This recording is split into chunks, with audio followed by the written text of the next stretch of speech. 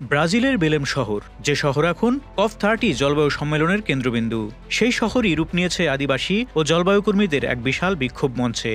সম্মেলন কেন্দ্রের ফটক ঘিরে হাজারো মানুষ জড়ো হয়ে গান, নৃত্য আর স্লোগানে জানিয়ে দেন তাদের দাবি।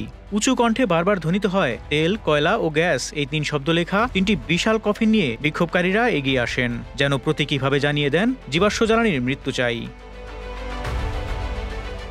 প্রখর রোদের নিচে আদিবাসী দলগুলো হাতে ধরেছিলেন উত্তর আমাদের লেখা প্ল্যাকার্ড। বিশাল আকারের একটি হাতি ও অ্যানাকোন্ডার প্রতিকৃতিও মিছিলে ছিল চোখে পড়ার মতো।